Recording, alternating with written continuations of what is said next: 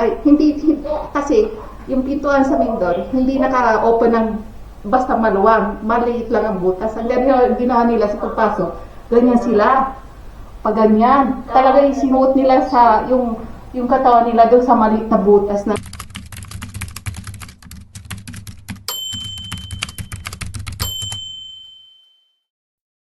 Ayan, magluto tayo ng ano. Ayan yung batang tawa ng tawa. Oh. Magluto tayo ng ano, mac and cheese, kumukulo na. Oh. Ayan, tingnan niyo kung paano ko ako magluto. Oh.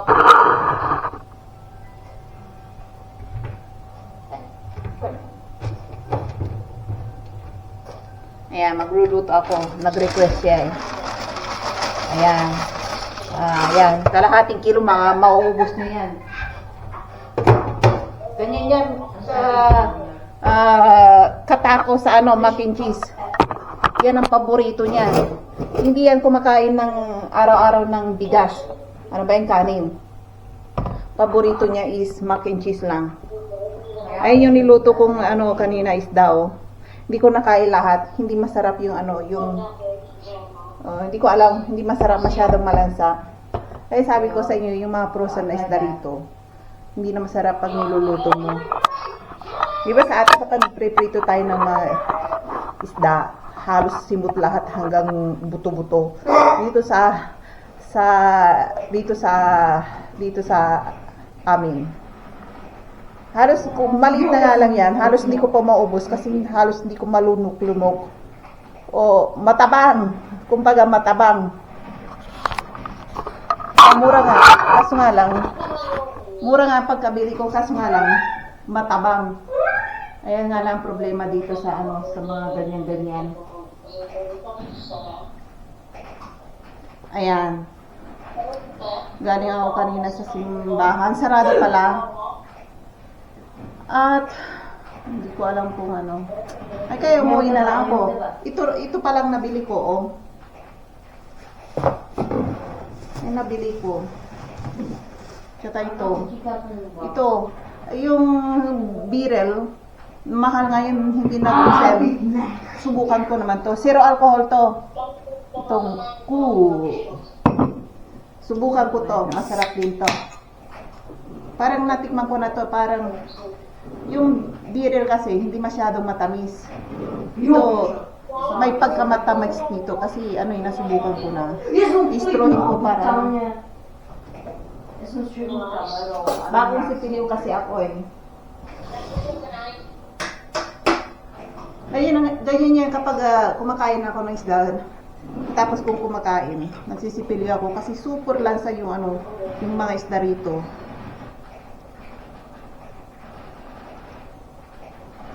Kailangan yung ano ba, kahit anong sipilyo mo, hindi pa rin naalis yung lansa ng isda.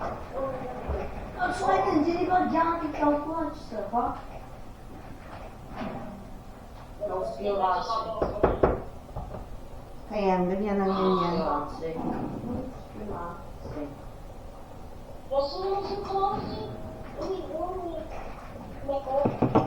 Oh, napakasarap.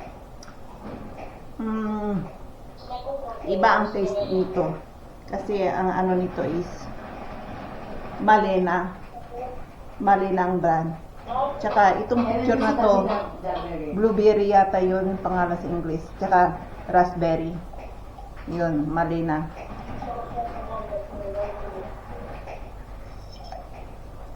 Masarap.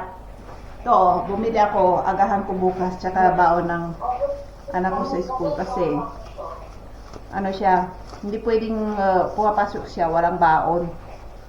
Bawat, alam niyo ba, bawat student dito, kailangan magbaon ng sariling baon, kahit na ano, tinapay, chichirya, tsaka drinks, kailangan ng drinks, araw-araw.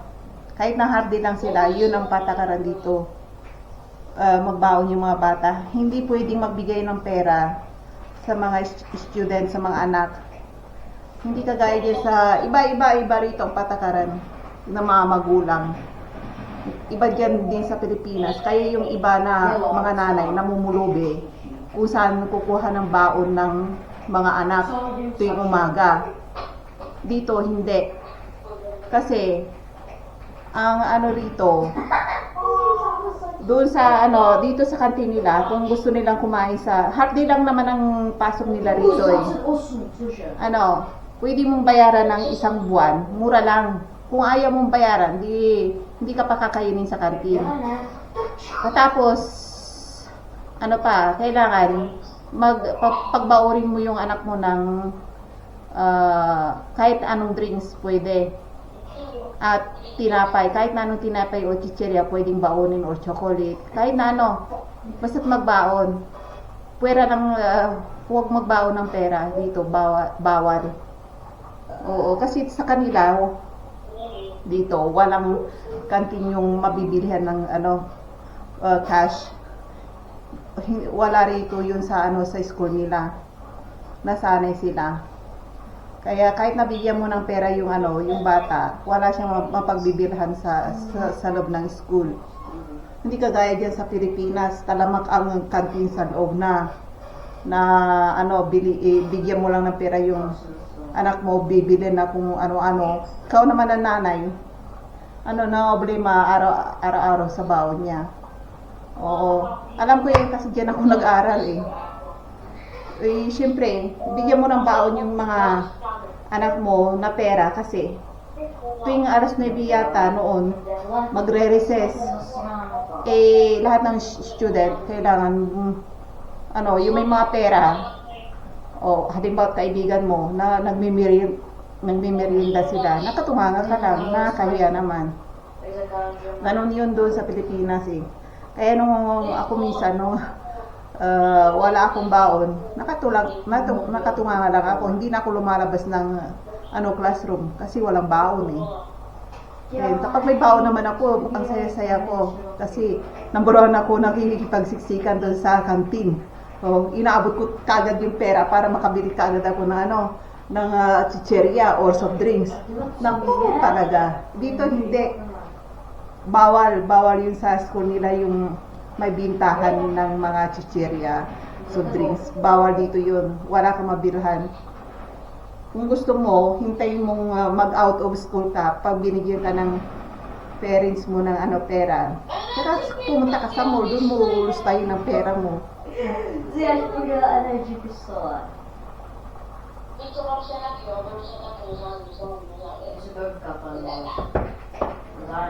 Yan, malapit na yung ito, mac and cheese, paborito ng anak ko. Ayan. Ito hindi ko to paborito. Kaso nga lang, anak ko lang, minsan nung baby pa siya, pinaglutuan ko, halos araw-araw. Ngayon, nasanay na. Halos araw-araw, kinakain na niya. Easy mac and cheese lang ang gusto niya. Tsaka carbonara, mga ganyan. Kaya kung minsan kunintuhan ko yung anak ko nung mga bata pa kami, halos bilang sa taon kung makakain kami ng ganyan, kahit na spaghetti, bilang ang buwan kung makakain ka. Ngayon mga bata ngayon kasi nung unang panahon kasi halos walang trabaho yung mga magulang Tsaka walang halos trabaho sa Pilipinas Mainis na lang, tsaka magsasaka.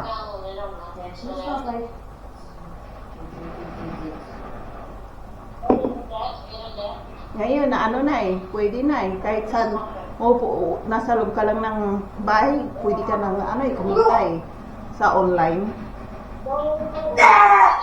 Kaya yung iba mga Pilipino ngayon, ayaw na nilang magtrabaho sa ibang bansa, ang ginagawa na lang nila magtrabaho online.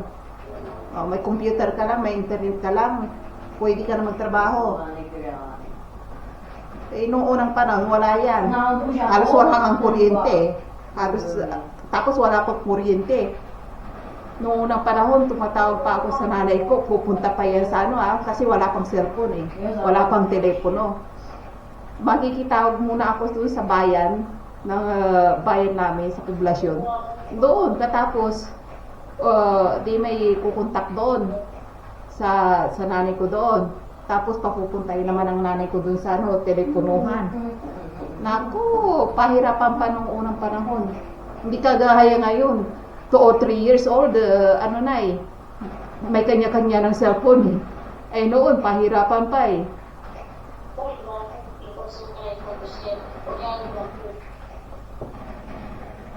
Yo, nabasa mo?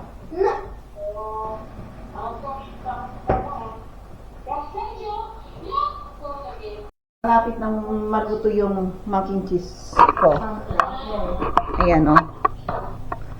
Ganyan lang yan. Ayan, malapit na. Ganyan lang yan. Hintayin natin kumulo. Kasi medyo ano na eh, luto na. Yung ano, yung gatas niya is ipapadry natin ng konti. Konti lang. Eh, sabi ko sa inyo, alam niyo ba, muntik na kaming nanakawan dito, mga kawatan, pumasok sa bahay namin. Kasi ganito eh, kukwento ko sa inyo. Bayan. Nung ano,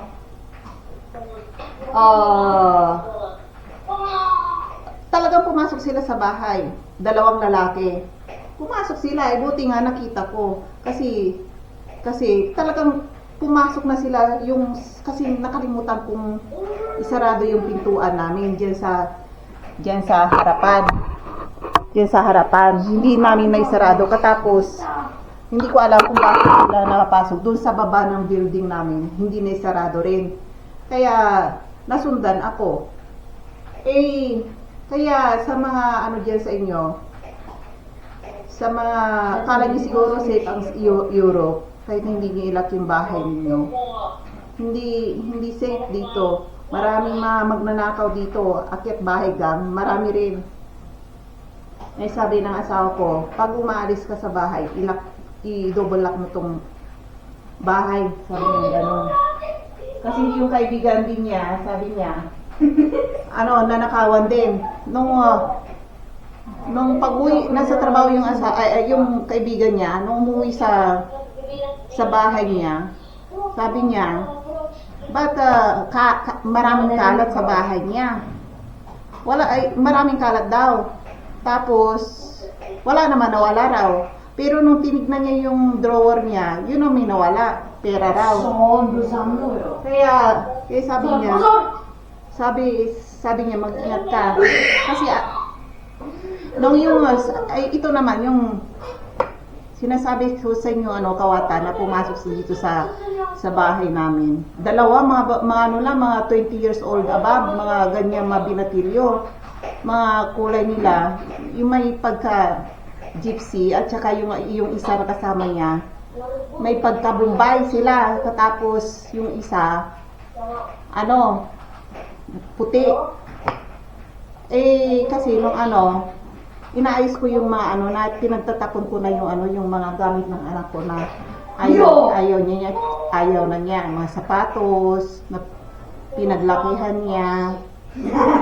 Tapos yung mga damit ng asawa ko, mga sapatos ko, mga jacket ko, pinagtatapon ko na. Tapos sa tapunan ng basura doon sa baba, nakabintana sila parati. Sabi, naninigaw pa sila na kung tapos may babae na, kasi araw-araw ko nagtatapon ayun. Tapos, kasi hindi ko na may tapon yung araw-araw kasi yung anak ko, bata pa noon, mga, mga 4 years old, 5 years old. Hindi ko maiwanan sa bahay na mag-isa. Kaya hinihintay ko yung asawa ko na umuwi bago ako magtapon. Mga 2 or 3 plastic, mga 4 plastic, mga ganyan. Para may mag-alaga sa anak ko. Kasi tuwing umalis ako sa bahay, kailangan bitbit ko yan. Umiiyak pa pag hindi niya ako nakita. Kaya nung hapon na yon, hinintay ko yung asawa ko na mag-alaga sa kanya. Tapos nung araw-araw, may lumalapit sa akin yung babae, sabi niya sa akin, huwag may tapon sa akin na lang. Sabi ko, naishoot ko na dun sa basurahan. Yung basurahan pa naman nila, kapag nailagay mo na, hindi mo na pwedeng pwedeng ibalik kasi nandun na eh. May mga nagpipick up ng mga truck, kailangan may disusi yun eh. Oo, ganun yun sa kanila sa basurahan. Iba yung basurahan ng mga damit, sapatos. Iba rin yung segregate yung mga basura sa mga pagkain. Ayun, dadana sa akin. Hindi ko naintindihan. Ay, sabi ko, nandun na siya sa loob. Sabi ko ganun. Tapos, yung may mga binatilyo doon sa bintana. White? No. Hindi ko pinapansin. Ay, isang araw, umuwi ako. Anong oras ba yun? Mga umaga pa. Mga tanghaling tapat. Umuwi ako. Nakalimutan ko isarado yung baba ng gate. Tapos, yung main door namin sa, dito sa loob ng bahay. Kasi nandito pa naman ang sawa ko noon, nasa CR, yung anak ko nandun sa loob. Tapos yung computer ng asawa ko, importante yung computer ng asawa ko kasi kapag wala siyang computer, hindi siya makakapagtrabaho. Ayun, andun pa naman yung mga gamit niya doon sa sala. Yung sa sala, paikot pa. Nung time na yun, yung CR namin, bago ka makapunta sa sala, may CR. Nandun ako. Nakita ko pumapasok sila sa loob ng bahay namin. Tapos sabi ko sa asawa ko, kinatok ko siya sa CR. Sabi ko, may gypsy na pumasok. Sabi niya, sino yan? Sabi niya, gano'n. Aba, labas sila kaagad sa bahay namin. Labas sila kaagad. Wait lang.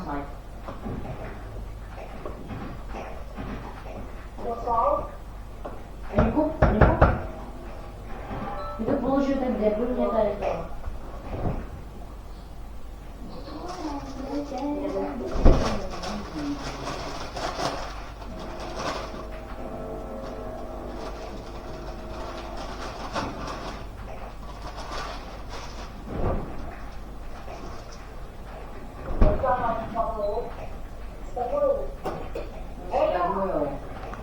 Ayan, naluto na yung mac and cheese. Nilagay ko sa ibabaw yung yung pagkain niya kasi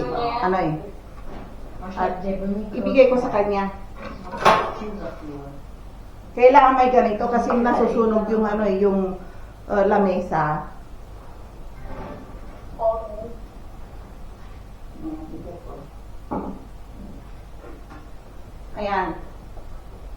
Ayan, tuloy tayo sa kwento natin. Ganun nga, pumasok sila sa loob ng bahay namin, nasa CR ako. Hindi, akala nila siguro, nung open yung, pintuan, walang katao-tao. Nandun kayo mag-asawa na yung asawa ko nasa CR. May ginagawa sa CR. Kaya ako naman sa shower room. Kasi iba yung shower room, iba yung CR sa amin. Lahat ng bahay dito ganon. May CR ng para sa dumi. May shower room na iba rin na room. Nandun ako sa shower room. Nandun ako sa CR. May ginagawa, hinuhugasan ko yung kamay. Bago ka pumasok, makikita ko kung sa main door, makikita ko kung sino papasok. Sabi ko, okay lang, hindi ko naisarado masyado yung pintuan kasi lalabas ulit ako para magtapon ng mga damit ng anak ko ulit.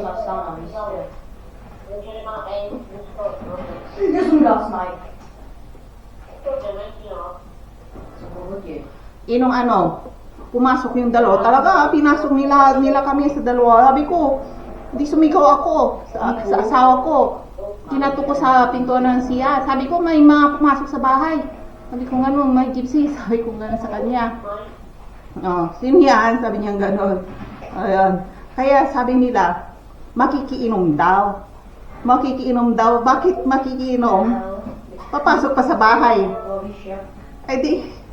Bawal sa kanila yung basta ka na papasok sa bahay na na ang dahilan nila, nauuhaw daw sila at makikiinom. Ayun. Eh, papasok ba naman na makikiinom lang? Papasok ko mismo sa loob ng bahay mo?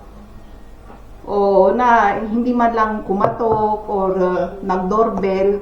Basta na alam mo ba yung paa nila? Yung ano, yung walang ingay na ipinasok nila yung paa nila. Nakita ko talaga kung ano style nila nung pagpasok sa bahay namin ha. Ay, hindi kasi yung pintuan sa main door, hindi naka-open ng basta maluwang. Maliit lang ang butas. Ang ganyan ginawa nila sa pagpasok. Ganyan sila. Pag ganyan. Talaga isinuot nila sa yung katawan nila doon sa maliit na butas ng pintuan namin. Sabi ko, nakatunga nga ako. Noong una kong kita sa kanila, nasyak ako. Sabi ko, bakit may pumapasok sa bahay namin? Sabi ko gano'n sa kanya. Eh, nung nahimasmasan ako, sabi ko sa sako, may mga tao sa bahay.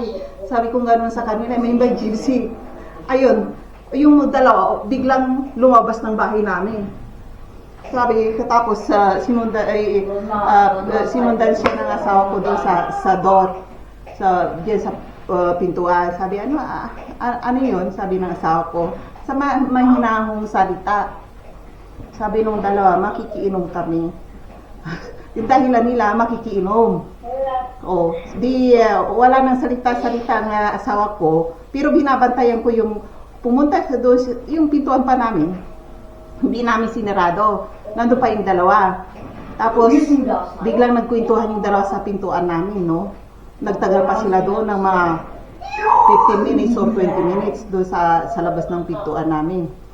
Tapos, pumunta yung asawa ko sa kumuha ng tubig, binigay yung baso sa kanila. Eh, hindi ko talaga binantayan ko yung pintuan kung papasok sila o hindi pa. Sabi, nandun yung asawa ko, hindi ako kinakabahan.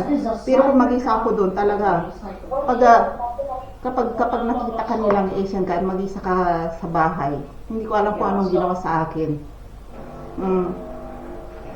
Buti nga nandun yung asawa ko eh. Kung hindi, baka mamaya, kung anong gawin pa sa akin doon sa loob. Tapos, parang hinuld up ako or patayin ako sa loob ng bahay. Pumasok sila talaga sa bahay. Kaya, ingat kayo sa mga sa tagal-tagal ko rito, marami na akong karanasan dito. Ikukwento ko isa-isa sa inyo. Kala nyo magandang tumira rito. Magandang tumira rito kung may pera kayo. Ang maraming mga opsyon na pwede kang tumira rito kapag may pera ka. Pero pag wala, umuwi ka na lang sa Pilipinas. Ganon, kasi napakamahal ng mabilihin dito.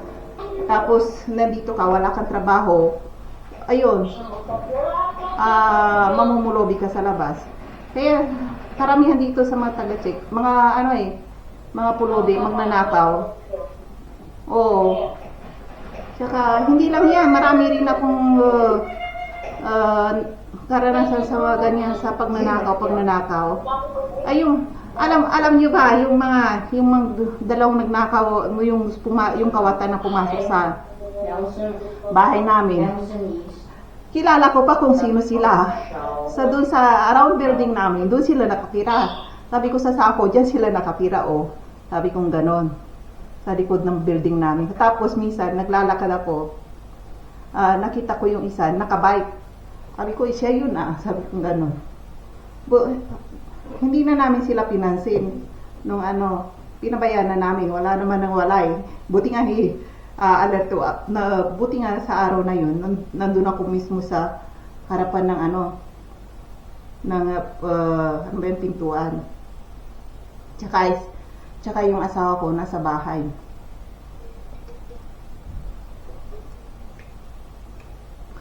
Kukwento ko sa inyo. Ibang timpla nito doon sa Birel. Kaya, akala nyo marami pa akong kukwento sa next kwentuhan natin ulit. What do you want there? I see you. Ipay-reply pa siya. Talagang batang to eh. Ayan. Nabusog na naman ako. Lumalaki na naman ang tiyan ko. Oh. Ayan. And galing ako sa kanina sa labas, tinignan ko kung open yung simbahan. Wala, sarado eh. Kaya next day, I think next day. Kala ko open every day, Monday to Friday. Sarado pala eh. So, next time ulit. At maraming salamat sa panonood. See you next time.